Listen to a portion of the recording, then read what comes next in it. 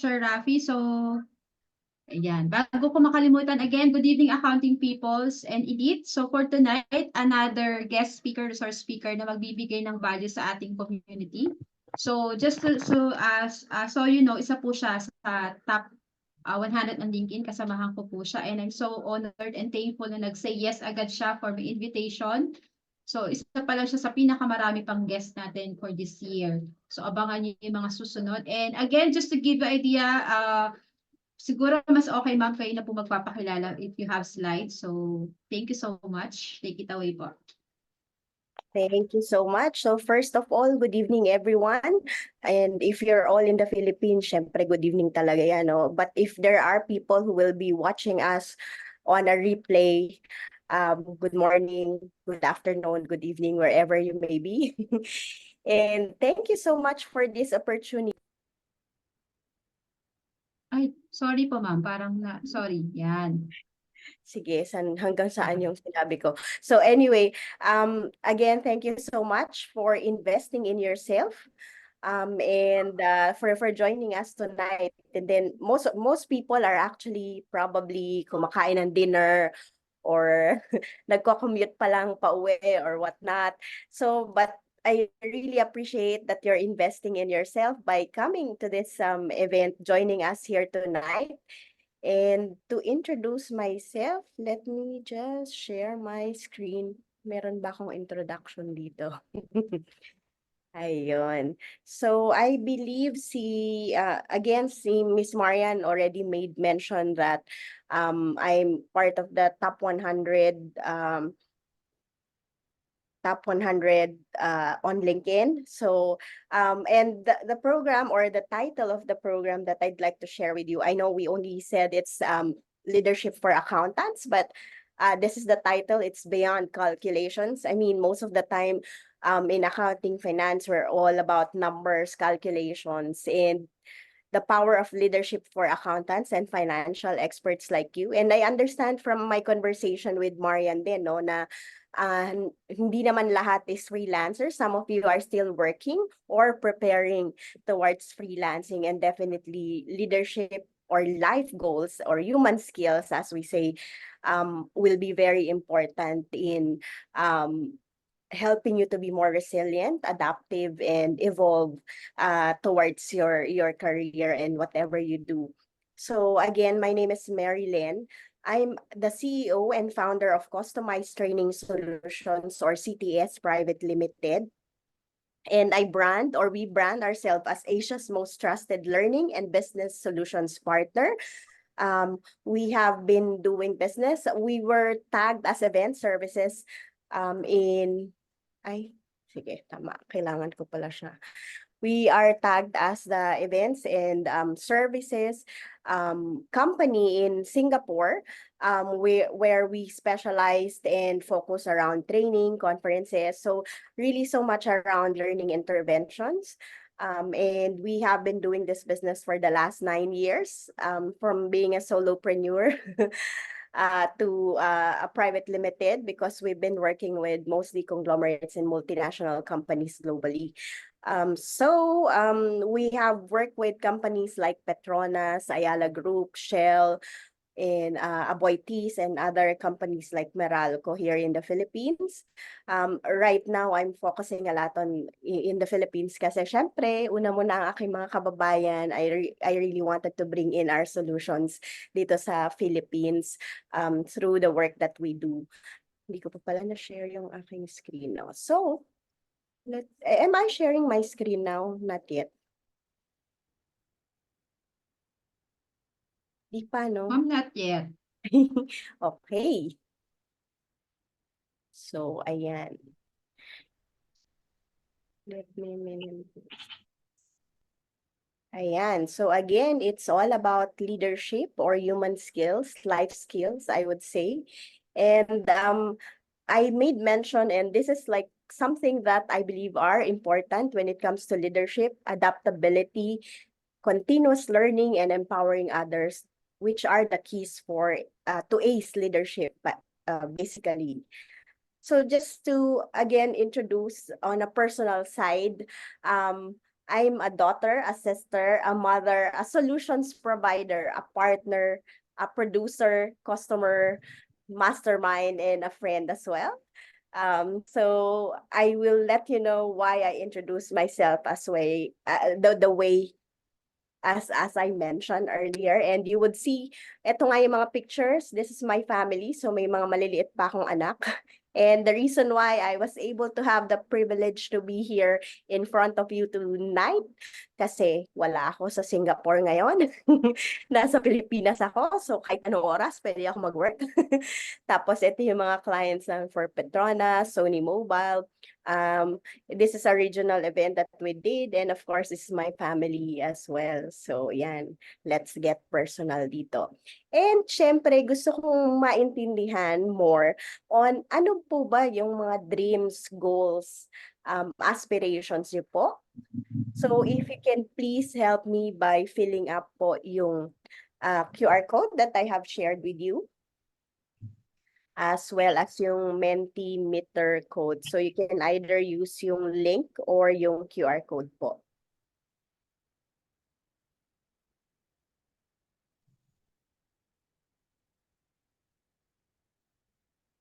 So once you're okay, once you're in,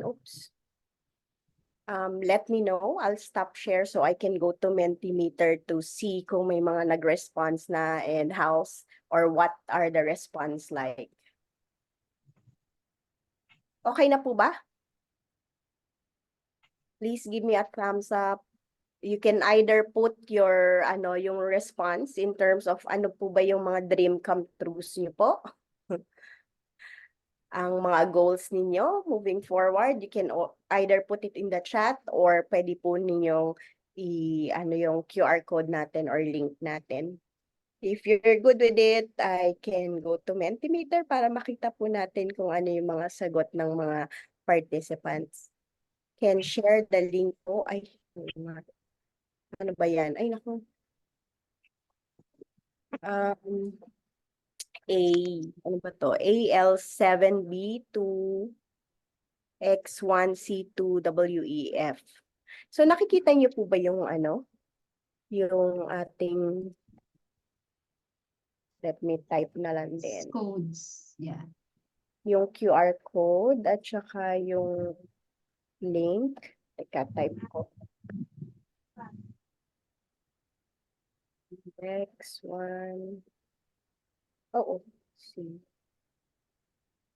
WEF.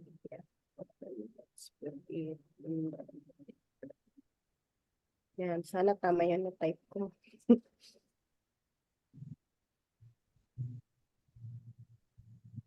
I think it's working po.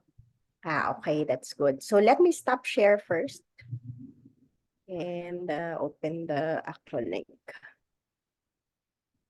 Para makita natin kung ano yung mga sagot ng ating mga participants.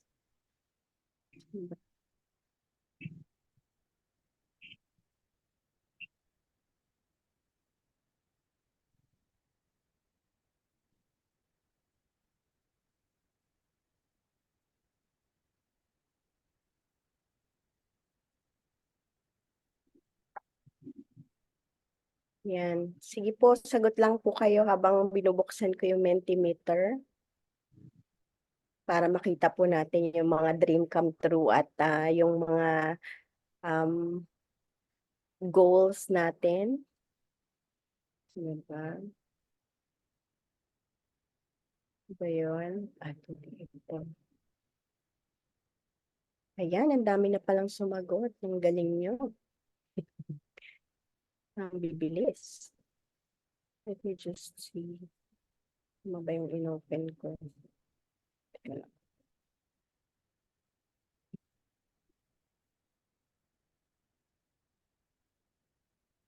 Yan. Nakikita nyo na rin po ba yung... Ay, dapat pala inopen ko. Share ko muna.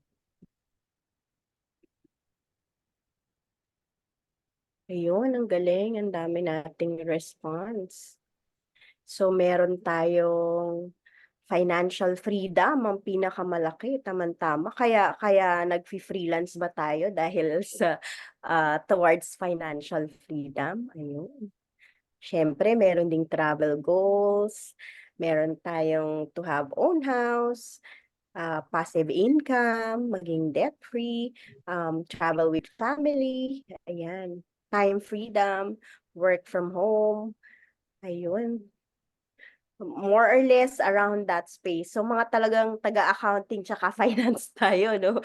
Puro mga around the financial side yung mga pangarap. And obviously, when we're financially free or if we have time freedom, ayan, pwede na natin magawa yung mga gusto natin like traveling, providing for our family, for the education of our family. So I'm curious to know, although we're seeing like the top is financial freedom, save money, and definitely the reason for us to have this is for us to be able to, syempre, provide sa family natin, to have our own home, 'di ba? To save money and to do whatever we want to do, 'di ba? So, but I'm curious to know, there's a second question there na ang tanong is, what are the challenges or problems that you believe are getting in the way for you to actually get to that goals, those aspirations, or yung dream come true nyo sana? Ano ba yung mga challenges po natin ngayon? Let's see, baka may sumagot na. Ayan, wala pa. So again, yun yung top 3 na theme natin, I would say. I believe it's the same link, no? So procrastination, ouch. So lack of self-confidence. Ayan, at least yung procrastination tsaka lack of self-confidence, at least those are things na within our control. I-push pa more ang ating sarili para hindi tayo mag-procrastinate. It's about weighing like, ano ba yung goal ko? Is it bigger than my problem, my challenge, 'di ba? Kung procrastination lang, you have to push yourself to move towards your goal. Tsaka mas inspired kayo. Kailangan mas malaki yung dahilan nyo para hindi kayo mag-procrastinate, 'di ba? Lack of confidence yan. At least sabi ko nga, in-interview ako sa Tao of Confidence. She's actually a Filipina from Cebu. And she's based in Canada. I'm sure you've heard of Sheena Yap already. She's also part of the top 100, di ba, Marian? I mean, like several times. So baka hindi na siya kasama for this year. Um, so yan, ang kanyang ano is self-confidence, about confidence, how you build it. So she's been interviewing Asian, especially women, Asian women from around the globe about confidence. And one of the things that I told her is that self-confidence is a learnable skill. So pwede natin matutuhan yan. I used to be shy. I'm sure nobody, like especially those that I knew recently, wala na naniniwala sa akin na mahiyain ako. So pero yan, again, that's just a proof na ano yan, ang confidence is a learnable skill, 'di ba? So again, limiting belief still within our control. So ayan, kaya kailangan one of the things that we need to do to have what we have, what we want to get to our goals, to our aspirations, is basically for us to believe in ourselves first and foremost, diba? Limited opportunities, I would say that it's up to you as well. So if you believe in yourself, and you look at things on a different perspective, marami pong opportunities na pwede. And if you don't find it, or you think na limited siya, think again, change your perspective, change your mindset. Marami pong opportunities. And if you don't see anything, create one for yourself. Ayan yung time. And that's the reason why most people wanted to have like financial freedom or ano no. Ito yung pinakamahal sa lahat. Not even money. Money pwedeng kitain, yung time hindi natin alam kung hanggang kailan na lang tayo, 'di ba? So communication skills. So it's good that at least medyo may commonalities din tayo around self-confidence, communications. And again, it's good to know that at least we have a lot of opportunities to improve ourselves, and to work on ourselves to be able to reach to our goals. So basta ang ano ko lang po sa inyo, ang mapapayo ko lang po dun sa mga may limiting belief or lack of focus, lack of clarity, yung mga self-doubts, communication, definitely you can actually like work on that. So that's the good news.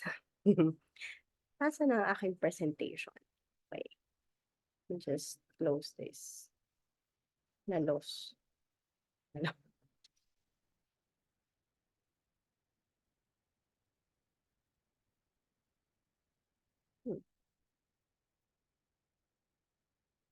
I appreciate your patience. Ito na ulit yung aking presentation. Dito na tayo. So, salamat po ulit dun sa mga nag-participate sa ating question. And again, the reason why I started there is every time na nag-start ka ng program, or whatever in your life, even the goals, you have to know like what's your goals. Kaya yun yung first question ko. And to identify also what's your problem para malaman mo rin paano mo i-close yung gap na yun, di ba? Ayan. So I'm not an accounting expert, by the way. That's something that I also have the opportunity to learn more.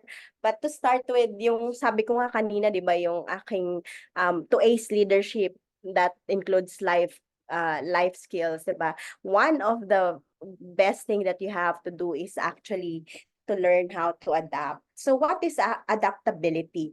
Syempre, ito yung ability natin to be flexible, to be open and willing to learn, and also to adjust to the changes. And I'm sure you would still remember how all of us has been affected during the pandemic, di ba?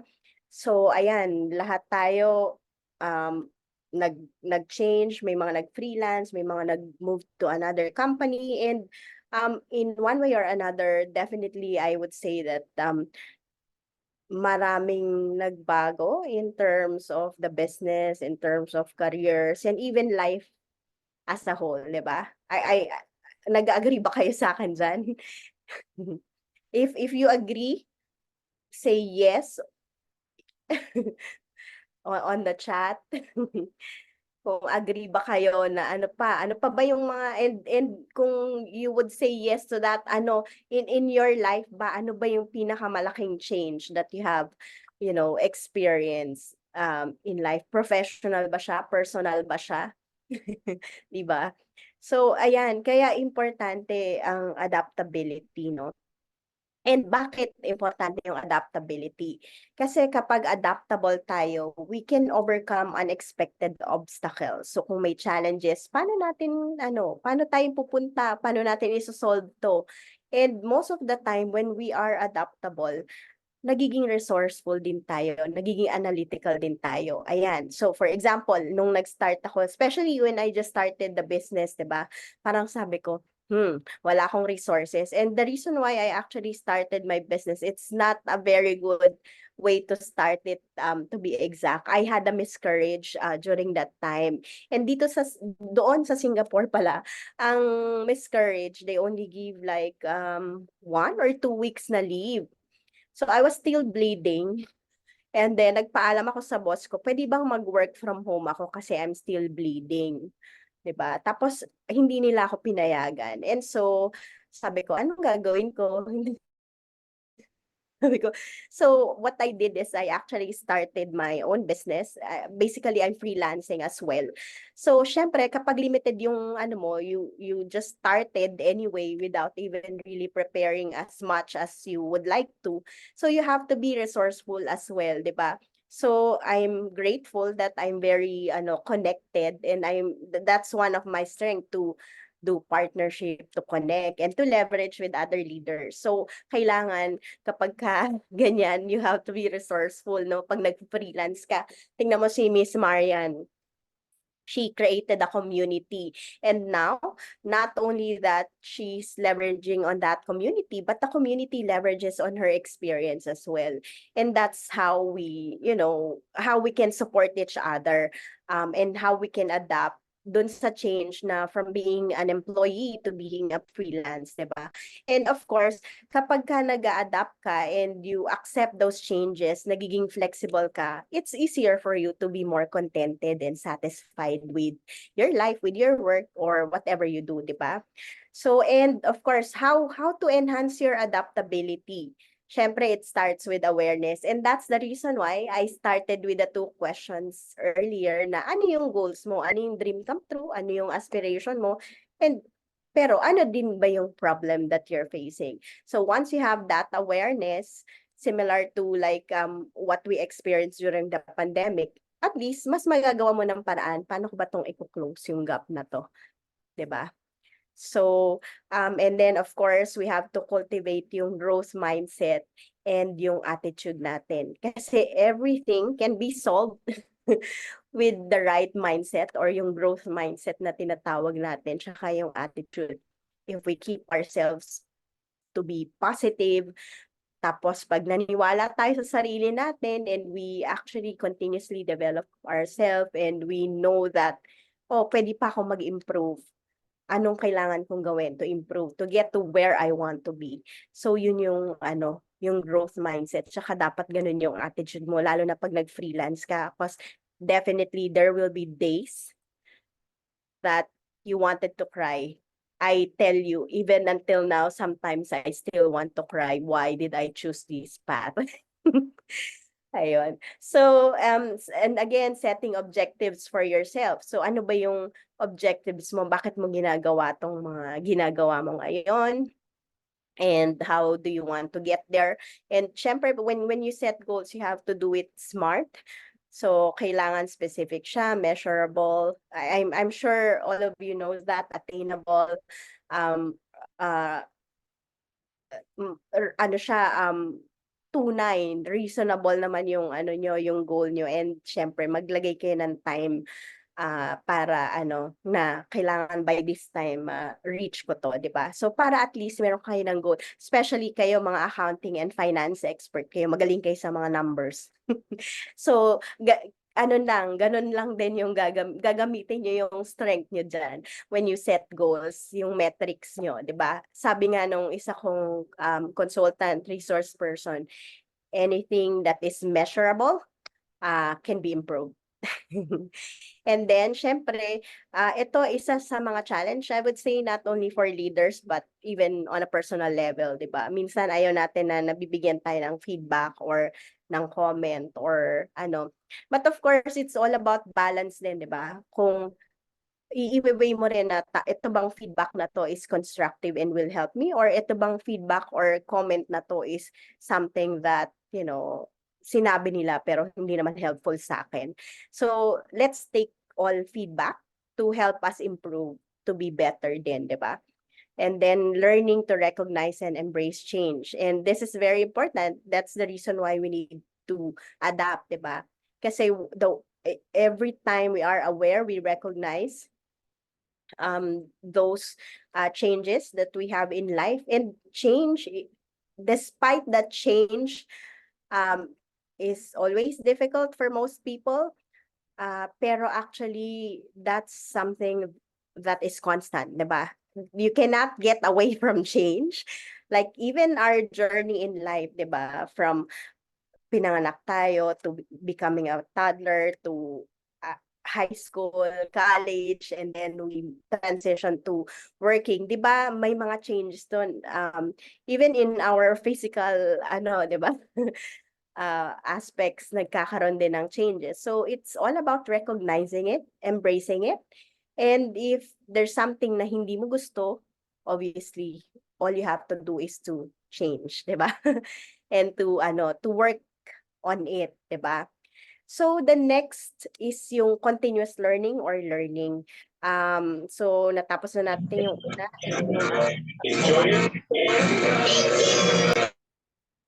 Ayun, so meron po bang gusto magsalita dito? I-mute na lang po natin muna yung microphone natin. Unless you have question, please do raise your hands or put in the chat din po. If there's any. Ayun. Ayan, nasa party yata si ate o si kuya. Ayun. So anyway, so yon, what is learning? So learning obviously is the acquisition of knowledge or skills through study, experience, or being taught. So yan, ngayon po ang swerte natin, we're in the time where there's a lot of opportunities everywhere to learn. Kahit especially for the millennials, no, sa kanila ang learning nila, search natin yan sa YouTube o itanong natin yan kay Google. Ngayon meron na ring ChatGPT, 'di ba? So ang dali ng makakuha ng mga resource for for learning, and even this kind of 'di ba, sessions that we get to attend, ito pa free pa to, 'di ba? So maraming free pero marami ring mga programs where we can invest. So, depende rin. Sometimes kasi, sabi nga nila, sometimes yung mga free yun pa yung mas mahal. Kasi, you have to pay for it. Kasi sometimes, limited yung makukuha mo sa YouTube or sa syempre, sa, anong tawag dito, sa online, syempre, may limitations din. Sometimes kasi, even we have all those information, na question is, how do we apply it, diba? And if you can share with me on the chat, why is learning important sa inyo? Ano yung take nyo when it comes to to learning? So ayan, tignan ko yung chat, i-open ko.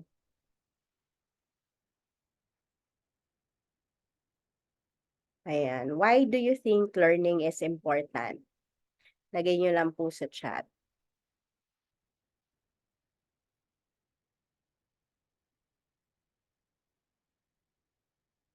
Type nyo lang po kahit 1 word, 2 words. To educate us from various skills, yes. Learning is one way to wiggle myself up in life. Ayun, ang saya. Siyempre, ayan, gain more knowledge. It's part of development, career, or personal. True, di ba? Kasi again, that's why when I say leadership, it could be life, it could be professional, and it's actually a human skill that everyone has to have. Ayun, everything is not constant. So, yes, and yun, especially ngayon that the market is evolving, 'di ba?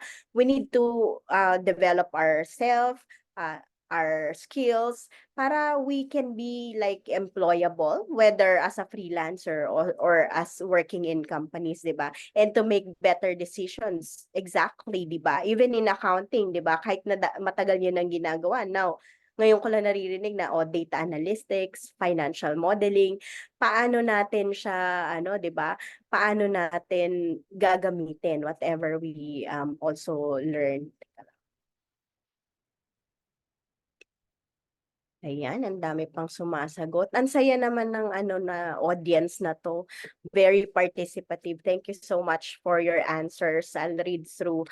Sana meron din nare-record din yung chat, Marian, para mas mabasa ko lahat after this session. So, ayun, ito yung why is learning important in summary. Of course, it's for growth, whether it's knowledge, skills, or behavioral improvements. And of course, it helps us if you're in the context of a business or as an HR or as a leader in your organizations. Syempre, it helps you keep your team engaged and obviously retain them as well, because this is one of the things that most people in the organization look forward to as well. And syempre, kung na-upgrade or natitrain yung mga employees natin, of course, nagkakaroon din ng customer satisfaction kasi it improves yung people, the productivity, performance, as well as, of course, profitability ng company. And that's the same way for organization. I mean, not only for organizations, but also as a person, no? Kasi kung gusto natin pataasin yung ating financial status, syempre we have to also like work towards it, 'di ba? So kailangan may attach na activities doon.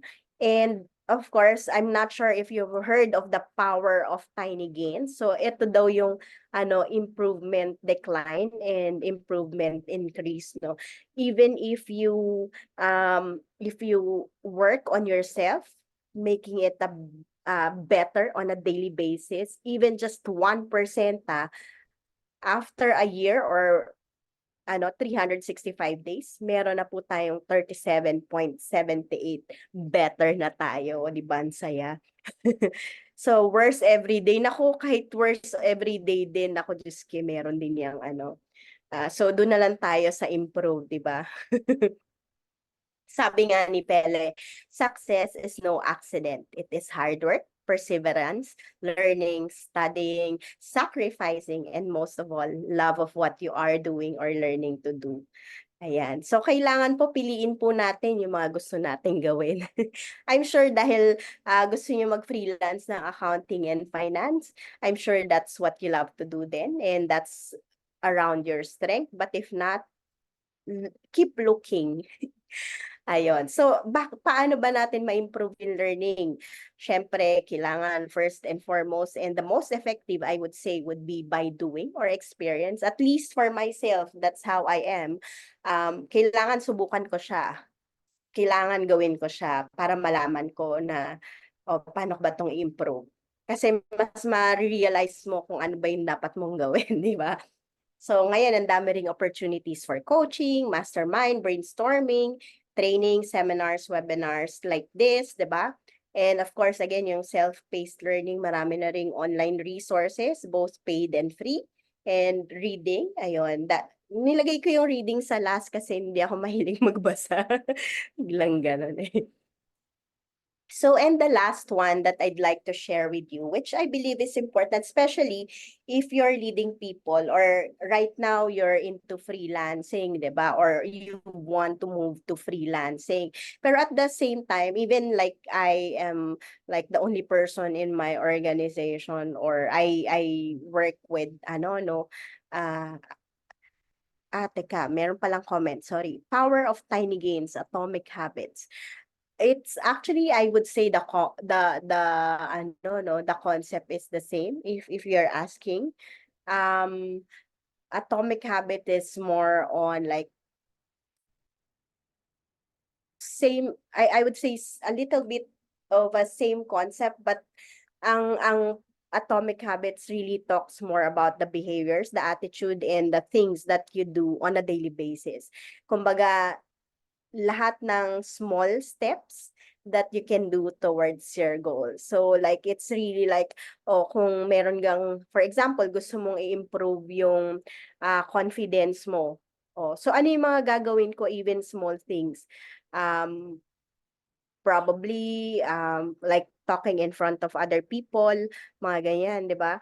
Or practice ka kahit sa salamin lang ng presentation mo, 'di ba?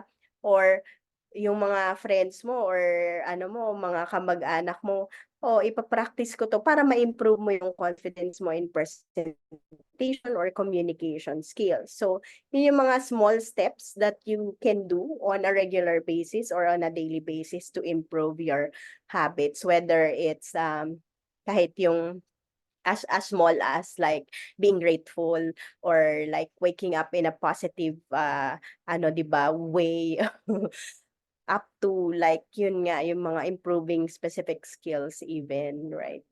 So yun. Pero ang habit, syempre yan yung tutulong din sa'yo, 'di ba, para magawa mo lahat ng kailangan mong gawin.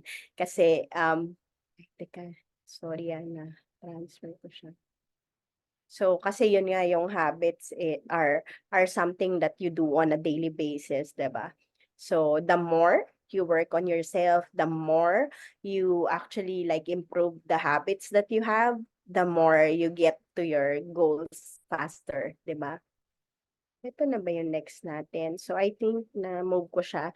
So, yung next natin na topic is around what is empowerment and why is it important? So, yung empowerment naman is really like in my case again, dahil wala akong team, I actually leverage on outsourcing, I leverage on partnerships and collaborations.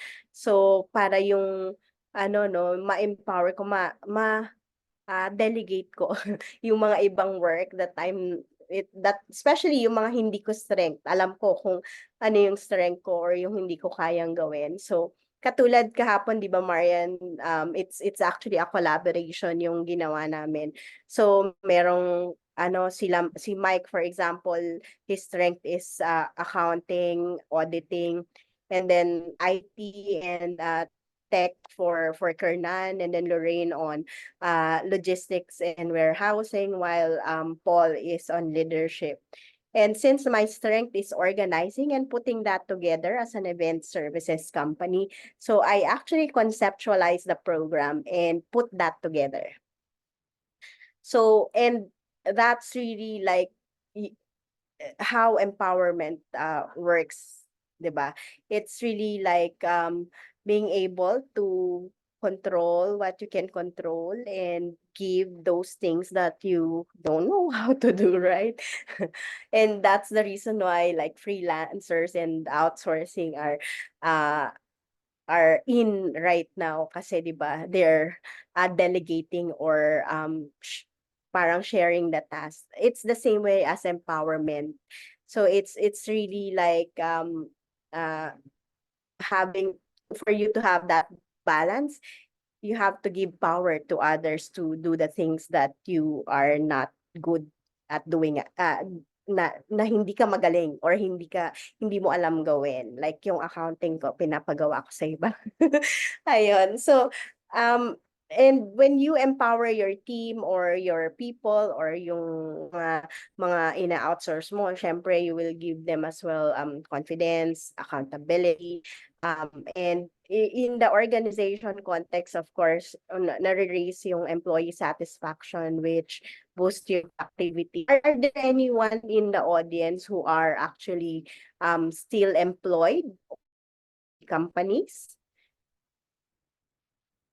Kasi hindi lahat ng sinasabi ko pala 'no, are for freelancers or just for yung mga so ayan at least mas makaka-relate kayo sa sinasabi ko kasi yung sinasabi ko hindi lang siya for personal context but also in organization as well. That's good to know that there are uh participants here who are actually who can make use of this on an organizational level. Sige. So, syempre, again, in the organizational context, no, yung empowerment is really to improve employee engagement and retention. They know they are accountable. There's ownership as well. And on the personal level, syempre, meron ka rin, especially for those who have family. Sino ba may children dito? Put one. And yung wala 2, ayan. So, especially yung mga may anak na 'no, ayan. So, siyempre kailangan mo rin silang empower or mag-delegate ka ng work sa kanila para magkaroon ka rin ng free time for you. Kasi I remember 'di ba yung iba sinabi diyan, ah, financial freedom, time freedom, to have opportunities to travel, 'di ba? O mas marami dito na merong family or may mga anak na. So, you have to empower your children as well. Ano ba 'yan napipindot ko? Sorry naman. Ayun, na para ano ma-delegate yung work and also to increase their confidence then and belief in themselves. And the reason why sometimes we doubt ourselves or we don't believe in ourselves kasi hindi natin na-try 'no. So kaya pa-try niyong magtrabaho din yung mga anak niyo para alam din nila para mas maging confident din sila when they face the world. So, okay lang yung may mga challenges, okay lang yun. Bigyan mo sila ng mga projects because that helps them to empower. So, how to empower other leaders? So, this could be partners that you're working with, this could be family members, this could be within your organization. It's actually generally the same. Again, I said that leadership is generally a life skill. So, it's really about that, 'di ba? So, building trust first and foremost, 'di ba? So, para ma-empower mo yung tao, hindi nila maisip na, pinapasa lang sa akin ito yung trabaho niya, 'di ba? Before you actually ask people to do something, kailangan you have to build yung trust then with them, your relationship with them. And then again, goes back to giving feedback, 'di ba? Whether it's positive or negative, but ideally it has to be both, ha? Kasi baka kung leader kayo tapos or even parents, naku, ano daw, ang mga parents, dating mga yes man or yes woman, pero 'pag naging parents na daw, nagiging no, no man and no no woman na, 'no? So, kasi lahat no, lahat no. So, you have to weigh din, or you have to know how to give feedback or negotiate with your children as well. Hindi puwedeng puro no. Dahil kasi they will ano, magrerebelde sila 'pag ganyan. Ah, to be exact, nakita niyo yung picture ko kanina, 'di ba? Yung age range ng mga anak ko is there was a point in time where I have a baby, I have a toddler, I have a teenager all at the same time while building my business. So, trust me, hindi gano'n kadali. That's why you have to empower them, to be able to actually help you rin, in life or in work. So, and of course, psychological safety, you have to encourage them also, to make like mistake is a stepping stone to success. So, you you don't have to point out lagi, mali ka, ganyan, ganyan. So, no blaming kasi the more you blame people, and that's where actually doubts and lack of self-confidence, comes in from. Because, lalo na sa Pilipino, I'm sorry to say, but we have that culture that we like to blame others and we like to point fingers, 'di ba? So, and it's not creating a psychological safe environment, whether it's on a personal level, in the family, or in the workplace. So you have to, and for you to be able to go to the next one, which is yung encouraging your team, to give in their ideas, it's only possible when you actually create a safe environment to do so. And every time they do so, you have to appreciate it. You show appreciation. It's interesting that, that's one of the usual comments that I hear, both on a personal and a professional level, na kasi minsan feeling nila expected. Yan yung kasama sa job description ko yan. Or even like in the family on a personal level na, expected yung asawa ko na gawin niya yan kasi dapat kung siya yung babae, siya yung mag-alaga ng bata, or siya yung lalaki, siya yung magtrabaho, 'di ba? You have to show appreciation. And sometimes you'll be surprised how much they will do more for you if you appreciate them for whatever you give to them, 'di ba? So, and that's the same way for, both leadership and personal, life as well. So, bakit nga ba ito yung dini-discuss ko, bakit nga ba leadership? Why does it matter to you as an accounting and finance expert, 'di ba? Kasi siyempre lalo na if you're moving towards ano 'no, freelancing, kailangan you have to be in control of your mindset, your thoughts, your behaviors. Because at the end of the day, yan yung yan yung magpu-push sa'yo to take action. Especially 'pag freelance ka na walang masyadong, structure, walang magpu-push sa'yo.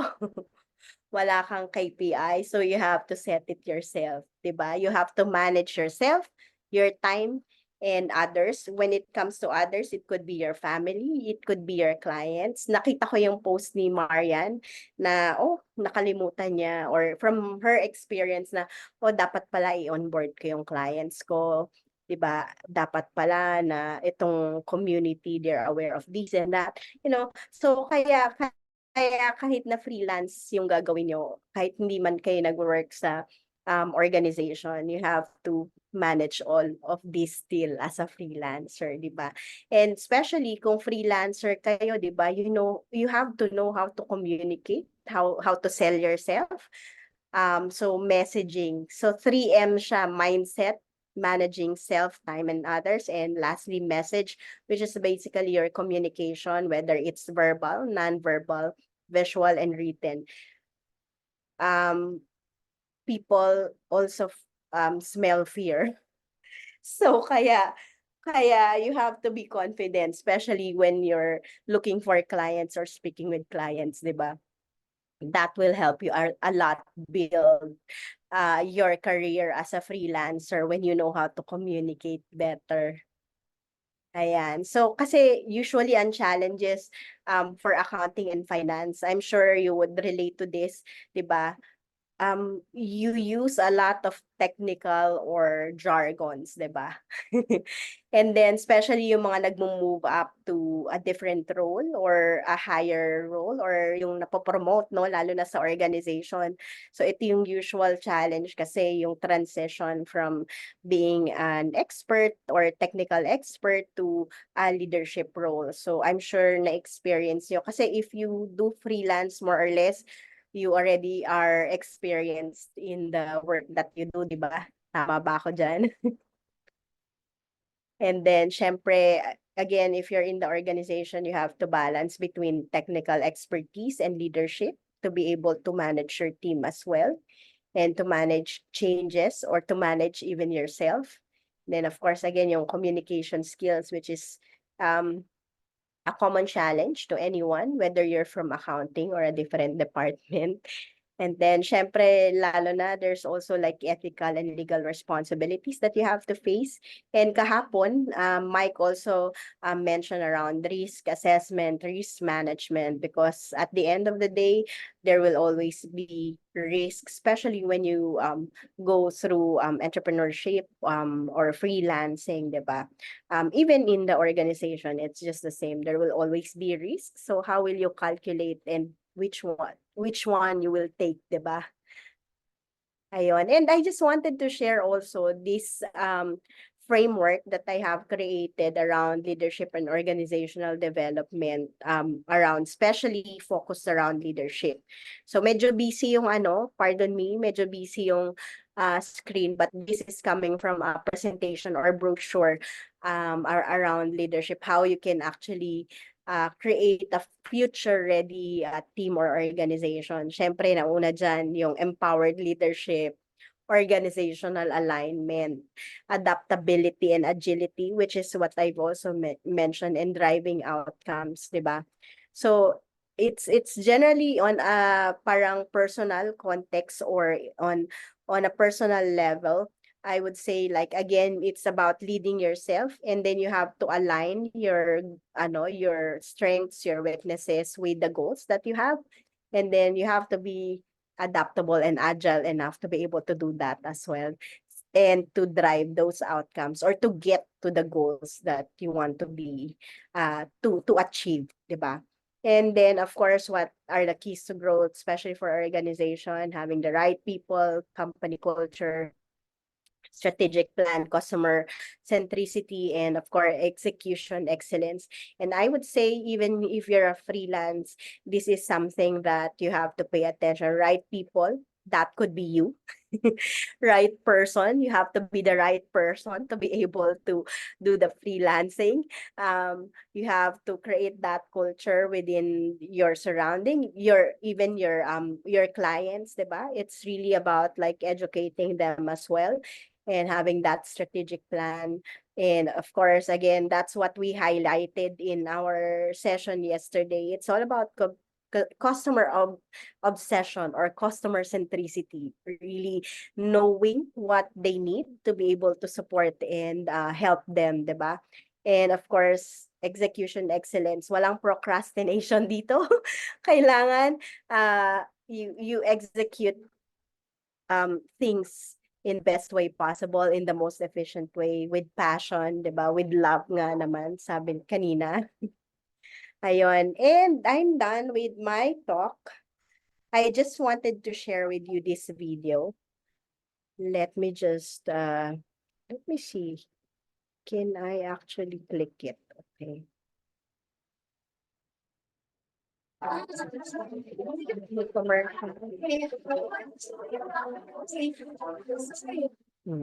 Last month,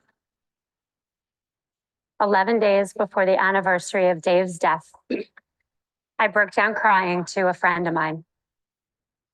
We were sitting of all places on a bathroom floor. I said 11 days. A year ago, he had 11 days left, and we had no idea. And then through tears, we asked each other how we would live if we knew we had 11 days left. As you graduate, can you ask yourselves to live as if you had 11 days left? I don't mean blow everything off and party all the time, although I've already said tonight's an exception. I mean, live with the understanding of how precious every day would be, because that's how precious every day actually is. But for the first time, I'm grateful for each breath in and out. I'm grateful for the gift of life itself. I used to celebrate my birthday every 5 years and my friends' birthdays sometimes.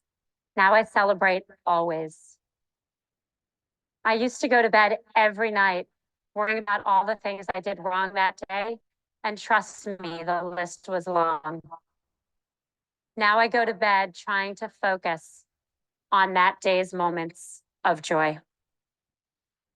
It is the greatest irony of my life that losing my husband helped me find deeper gratitude. Gratitude for the kindness of my friends, the love of my family, and the laughter of my children. My hope for you is that you can find that gratitude, not just on the easy days like today, but on the hard days when you will need it.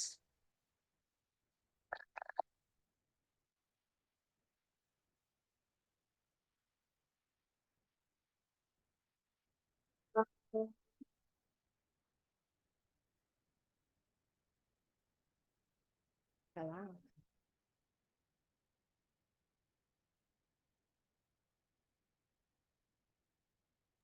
Yan, Marilyn, are you there? Yeah. Yan. Nag-off lang ako ng cam, baka maiyak ako. Kasi ilang beses ko na yun napanood pero umiiyak pa rin ako. Ayun. So, Kaya pala nagtago po kayo. Oo nga po.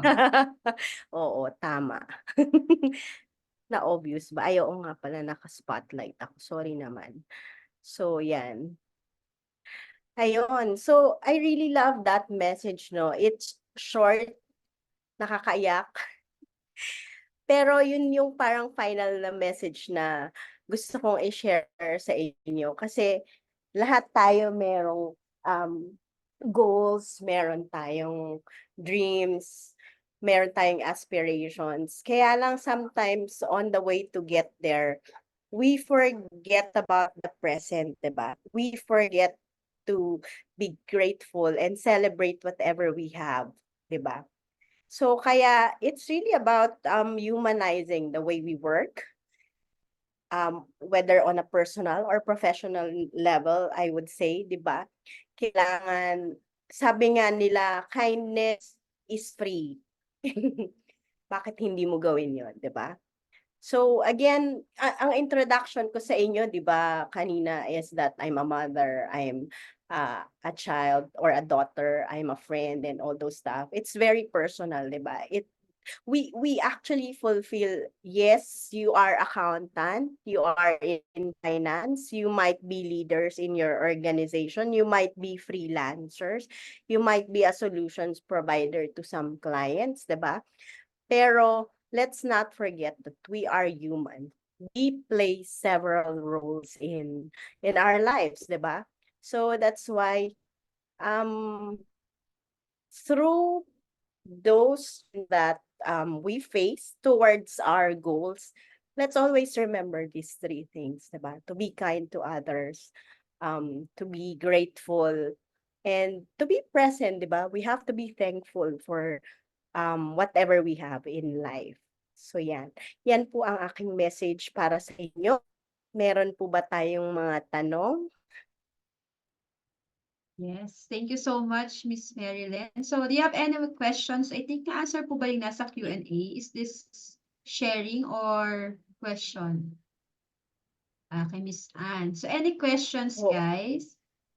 So, maganda yung huling part and even Sige. sa community lang silang kinakamusta tuwing umaga. What is the thing you're grateful for? Kasi mabuhay ka lang, huminga ka lang sa pagising mo, grateful ka na dapat. So, sometimes, nagda-down tayo kasi wala tayong client, but we tend to forget mas marami pang maganda aside from the client that we tend to forget kasi we're too focused on dun sa mga, yes, gusto natin, but yung simple, sabing, ang ganda ng huli, gusto ko yon. Be kind always, yung lagi namin sinisha. Kaya pag sinasabi ko, i-share yung link, nakagawa tayo ng isang mabuti ngayong araw. So, ngayong nandito kayo, we're so grateful and thankful for your time. We value our time. We respect your time and continuous learning. That's why we're here and the community to help you to grow. Ayan. So, may question ba kayo? So, I Thank can you. share this one to Miss Marilyn. This is certificate of, sorry, nakashare po yata si Miss Ay, Marilyn. sorry. Can you share Pwede po your ba? O screen? Sure naka-share po. pa ako. Magre-request lang po sana ako dun sa mga Sige po. nag-a-attend dito. Siyempre, we always, again, the reason why we do continuous learning, di ba? Because we wanted to improve. And that's the reason why I always ask for feedback as well. Ano pa po ba pwede kong gawin para mag-improve? Para mas matuto, para mas makapag-add value po ako sa aking audience. I don't normally do speaking. I only do this um just to, accommodate like requests from friends and yung mga pwede kong Thank you. maka-collaborate, syempre.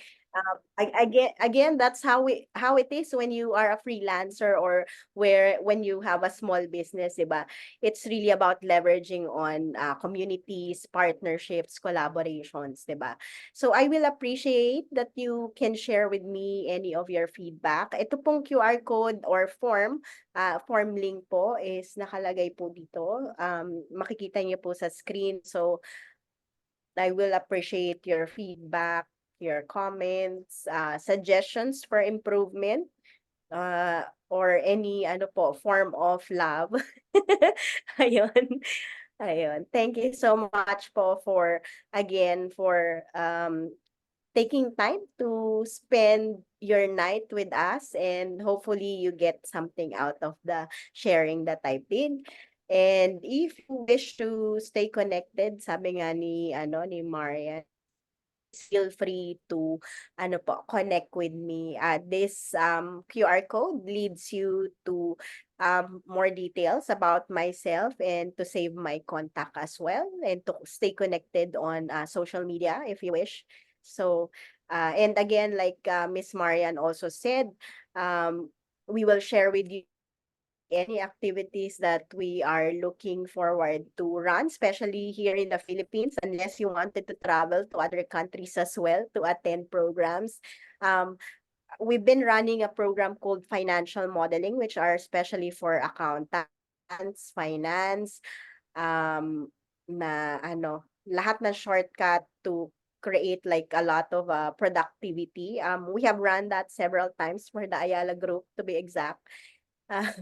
Before, and there will be more. I mean, like, again, we are really doing our best to find out how we can actually support our clients, whether on a personal level or in their organization, for personal development and professional development. So always it's a combination of technical skills as well as leadership skills as well. So with that, thank you so much, everyone, for your attention and for taking time to spend your time with me today.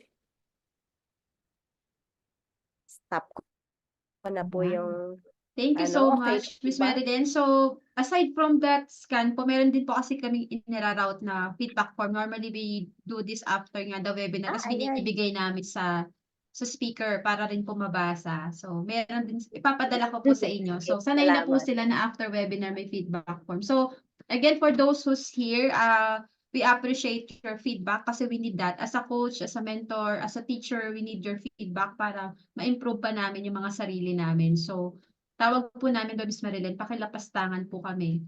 Mas gusto po namin yung feedback na yon. Nagpapalapastangan po kami sa bagay na yan. So, ano po, just to say thank you po, ma'am. This is your certificate of recognition. Certificate of appreciation. This certificate is presented with heartfelt gratitude to Ms. Marilyn Ramos Velasco, founder and CEO of Customized Trading Solutions PTE Ltd. In recognition of your invaluable contribution as the speaker for the webinars Leadership for Accountants, on behalf of Accounting Peoples, we extend our deepest gratitude for your dedication, your expertise, and your passion for leadership. Your contribution has made this webinar an unforgettable experience, and we will continue to inspire and empower our attendees throughout their career. Held this 26th of January 2024 via Zoom. In behalf of Accounting Peoples and Elite, this is Marian Bilawaneta, the founder and CEO of Accounting Peoples and Elite. So thank you so much, ma'am, and congratulations for the wonderful presentations. Ayan, so Okay. picture tayo. Yan. So thank you so much, ma'am, kasi alam mo kahit busy ka from Singapore lipad, tapos na-accommodate mo pa yung request ko na wala man na agad no. Yes, agad sila. Ganun ka, ano yung mga top 100. Yun yung sinasabi Kalat namin ka. It's all you have to do. Kalat ka rin kami kahapon. So, ang ganda nung sa LinkedIn kasi it's more on collaboration. Kung nakita nyo kahapon CPA Aguirre, nakikipag-collab din, antayin nyo lang, may mga hinanda. Man, pero paki-repeat po ulit yung binaplug yung webinar. It is face-to-face po ba? Para alam nila kung Oo, ano yung next. face-to-face siya sa siya after the tax season, April. Do you want me to share the link to that? Or would you like to share Yes, please, baka para po merong post gustong next umattend. time? Okay. Sige. Asan na ba yun? Tapos habang nagpipicture tayo, tawa lang kayo dyan, tapos habang binibigay yung code, ngiti-ngiti lang kayo dyan. So, alam niyo na ang kalakaran natin. Gusto nila yung part na to eh. Yan. 1, 2, 3. Naglabasan sila ng picture taking. Tapos paki-post sa LinkedIn, alam niyo na. So, pakita. Hi, Miss Dali, I Alam na. miss you. Ay, mga ano ko, Golden Girls ko, nakikita ko, Nanay Lumbing. Meron pa kami 73 dito. Ayan. Di ba, ganda-ganda ni Nanay Lumbing. Oh. May 73 ya. Di So, ba? kayo nga, ako nga 24 lang, marunong mag-Zoom. Di ba? Si nanay pa kaya, 73. Ay, nanay.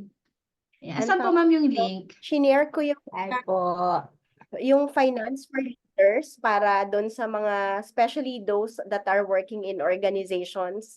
Kasi usually mga leaders hindi nila maintindihan yung sinasabi niyo. Biglang ganun eh. 'Di ba? Pag parang ibang Gusto ko lengguwahe yun. yung 'di ba?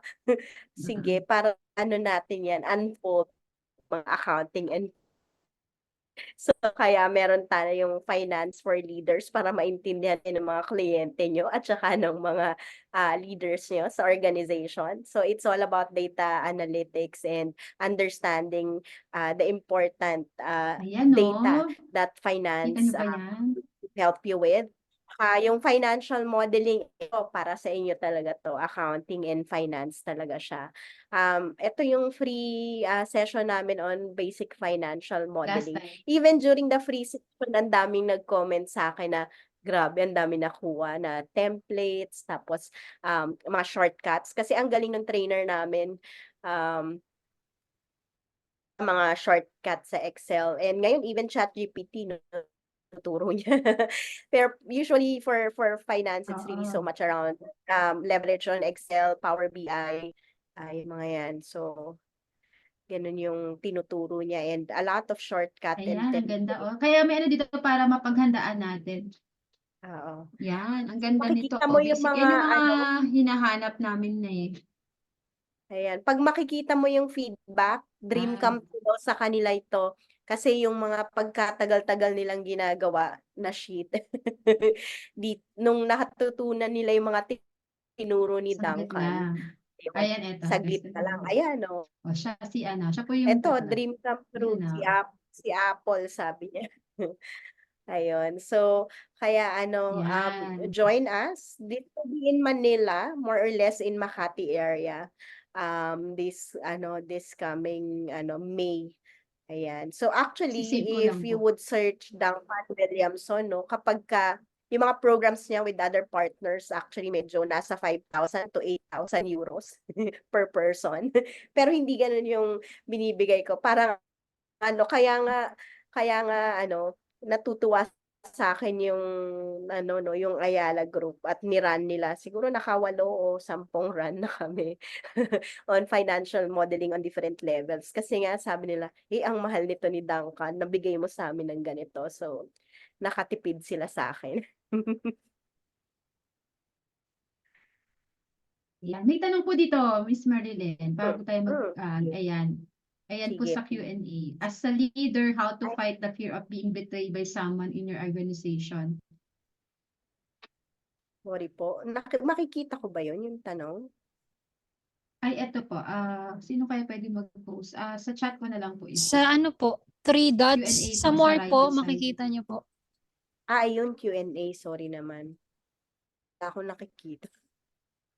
Binas ko yung Q&A pero Ayan. parang wala. As a leader, how to fight the fear of being betrayed by someone in your organization? Naku, ang hirap nitong tanong na to ah.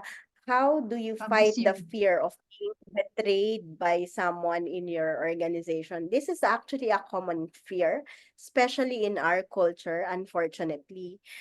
But really, once you build trust, and again, di ba, I talk about empowering others, building trust, and being able to create that safe environment within the organization or people that you work with. Actually, meron tayo pong tinatawag na circle of control, di ba po? Unfortunately, we can only control ourselves and we cannot control anyone else, di ba? So it's really like how we will respond to the challenges that we face, or yun nga for this while. So or again, it's really about, as a leader, it's really about influence and building trust within your organization and letting go of that fear, 'di ba? Kasi once you build with others, hopefully ang humans kasi in general, they reciprocate. Diba? So good mo. Unfortunate, back to you. Yan. So, So maganda yun. yung Invitable fear yun. is nasa sa inyo lang po yun. Diba? Ayan. Hopefully that answers your question. What ba yung skill? Yes. Na-answer ba yung question? So, as a leader naman talaga, invitable talaga yan. Di ba nga sabi natin, yung mga ganung bagay, sometimes hindi na natin control. Kaya tayo yung mag-a-adjust. Kaya naman, may pinagdadaanan siya. So, yun, tayo yung mag-a-adjust. Kasi pag unique pa natin lahat, di ba? It's normal kasi leader tayo, yun yung task natin. Sabihin lahat yung good or bad. So, how you will mag-response dun sa bagay. Maganda yun. Ayun. True. At saka in general, humans are kind. So, Yes. minsan it's just yung natin, nasa isip lang natin na naku baka lokohin tayo nito or what not, 'di ba?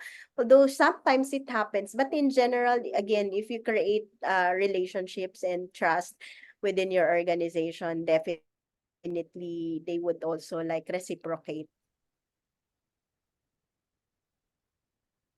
Yes. So any Thank you other so questions? much. Guys, question pa before mayroon akong bibigay na konting announcement. So, okay lang ba mag-announce ng konti lang? Konti lang naman. Then we can eat dinner. Ayan. So, hindi. Kung if you could stay, lang po, meron ako kasing papakita sa kanila. So, this is just a survey lang. Kasi, of course, as we go for 2024, of course, we want to hear your of course, kayo ang voice namin kung ano yung gusto nyong matutunan. So, although, finally, we do have Canadian bookkeeping and tax soon. Yan yung good news ko. Yung nag-iintay. Sino yung nag-iintay dyan? Ng Canadian. Pakitype ng C. So, para lang sa kaalaman nyo, meron na tayong kukuha. Taga-Canada siya. Yan. So, bookkeeping firm. So, same. So, but anyway, ito yung mga nilagay ko. Sana, wala akong nakalimutan. Fill up lang kayo nito kasi we want na malaman kung ano pa yung pwede namin ma-offer for the whole year.